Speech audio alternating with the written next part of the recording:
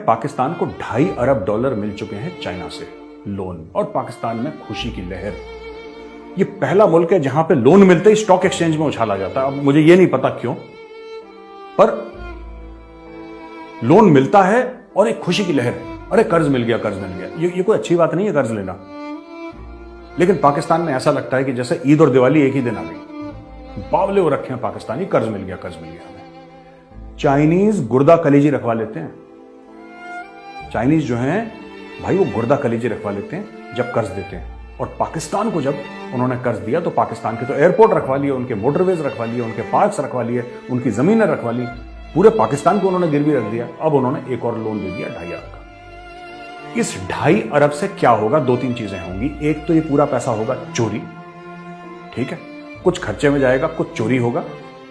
और मैंने ट्वीट भी करा था, पाकिस्तानी बड़ी गालियां दे रहे हैं मुझे फोन कॉल करके, यार मेजर साहब ये कोई बात होती है, झूठे हो आप, ये हो मकार हो। मैंने बोला यार सुनो, जो भी बात है, fact of the matter is, ये मेरा ट्वीट देखिए जो मैंने लिखा है कि जब भी पाकिस्तान को लोन मिलता है तो दुबई और लंदन में जो प्रॉपर्टी है ना, उनके दाम बढ़ जाते हैं, क्योंकि भाई लोग यहां से चुरा के वहीं पे इन्वेस्ट करते हैं। ये पाकिस्तान से पैसे चुराते हैं और दुबई और लंदन में पैसे डालते हैं, बड़े बड़े फ्लैट्स, बड़ी बड़ी प्रॉपर्टी, शॉपिंग मॉल खरीदते हैं पाकिस्तानी। तो ये जो चाहे एड का पैसा है, चाहे लोन का है या ग्रांट का है, किसी भी सूरत में पाकिस्तान में पैसा आता है, वो लाजमी है कि चोरी होना ही होना है। तो चोरी होकर चला जाएगा बाहर। एक तो ये बात है बहुत बड़ी। दूसरी चीज, पाकिस्तान के पास कोई प्लान नहीं है। अभी खुशी मना रहे हैं, इससे 1 महीने का काम पाकिस्तान का चल जाएगा, 1.5 महीने का काम। ये फिर भीख मांगेंगे, देखिएगा। मैं आपको बता रहा हूं, इससे कोई फर्क नहीं पड़ने वाला पाकिस्तान की इकोनॉमिक हालत पे। ये फिर भीख मांगेंगे, क्योंकि इसके अलावा इनके पास कोई चारा है ही नहीं। ये ऐसी चुंगल में फंस चुके हैं, ये कितना भी गाना गाएं कि हम ये न्यूक्लियर पावर हैं, हम सुपर पावर हैं, अकेले इस्लामी मुल्क हैं जिसके पास ये है, फलाना है, ढिमका है। Fact of the matter is, ये आप ये देखिएगा, फिर ये जून का महीना है, ठीक है, चाइना ने लोन इनको 2-3 दिन पहले दे दिया। अब आप देखिएगा, ये 3 दिन के बाद फिर आपको खबर आएगी। पाकिस्तानी न्यूज आप फोकस करिएगा, पाकिस्तानी न्यूज में 3 दिन के बाद ये फिर बोलेंगे, या तो IMF से पैसा मांग रहे होंगे, या सऊदी से मांग रहे होंगे, या UAE से मांग रहे होंगे, या दोबारा चीन से मांग रहे होंगे। किसी ना किसी से इनका पैसे मांगने का जो प्रोसेस है ये रहेगा। पाकिस्तान का जो वजीर आजम है, कोई भी हो, वो इमरान खान हो, वो शहबाज शरीफ हो, नवाज शरीफ हो, जरदारी, कोई भी आ जाए या आ चुका हो पहले से, उसका एक ही क्वालिफिकेशन होना चाहिए, वो मांगता कितनी जोश से है, कितने जज्बे से मांगता है ना। और इसमें शर्म लिहाज नहीं होता दोस्तों। एयरपोर्ट के अंदर जहां पर खचाखच भीड़ है, वहां पे पाकिस्तानी प्राइम मिनिस्टर की पैंट खोल दी तो क्या हुआ है यार? इज्जत तो आने जाने वाली चीज है, आज नहीं तो कल थोड़ी बहुत मिली जाएगी, तब देख लेंगे। तो बात यह है कि ये फिर से मांगना शुरू करेंगे सऊदी अरब से। एक्सपोर्ट बढ़ाने का कोई प्लान है नहीं। टैक्स इन्होंने बोला कि 10% हम टैक्स जो बड़ी बड़ी कंपनियां उन पे लागू कर देंगे, but there is no plan. ये सब नी जर्क रिएक्शंस हैं, क्योंकि इनको प्लानिंग आती नहीं। और ऐसी बात नहीं कि इमरान खान को आती थी, इमरान खान को भी नहीं आती है। ये शहबाज शरीफ है, इसको भी नहीं आती, किसी को नहीं है।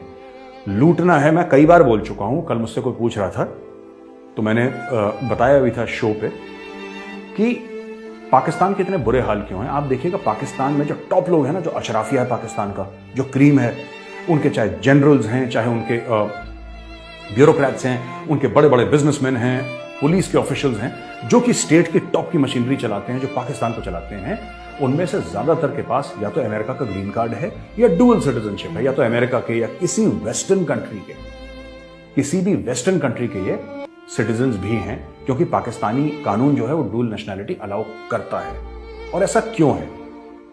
एक बार आप ये समझ गए ना कि इनके पास डुअल नेशनैलिटी क्यों है, ये 2-2 मुल्क के शहरी कैसे हो सकते हैं, ये 2 मुल्क के कैसे हो सकते हैं, तब आपको पाकिस्तानियों का माइंडसेट समझ में आएगा। बात यह है कि अपने वतन से, अपने मुल्क से मोहब्बत नहीं है इनको। और मोहब्बत तो छोड़िए, वो एक अलग बात है, अलग बात है। इनको अपने देश पे भरोसा भी नहीं है। मैं आपको सही बात बता रहा हूं, ये जितनी भी लंबी लंबी हांकें टीवी पे, जितनी भी लंबी लंबी बातें सोशल मीडिया पर, हम ये फलाने, हम ये ढिमके, ये जितना भी बोले, सच्ची बात अगर इनके दिलों में झांक के देखो, पाकिस्तानियों को अपने मुल्क की सच्चाई पता है। इनको लगता है आज डूबा, कल डूबा, परसों डूबा।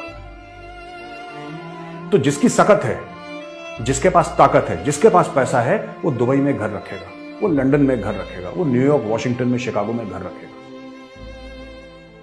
वो सिडनी में या फिर न्यूजीलैंड में या कोई और मुल्क में, कोई और शहर में एक अपना घर रखेगा और बाहर अपना पैसा जरूर रखेगा, क्योंकि जिस दिन उनको ऐसा लगता है, मैं नहीं बोल रही है, उनका माइंडसेट बता रहा हूं,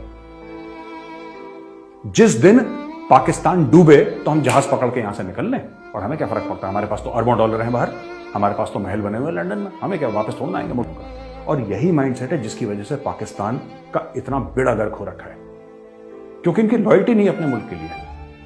ये अपने मुल्क के लिए लॉयल है ही नहीं।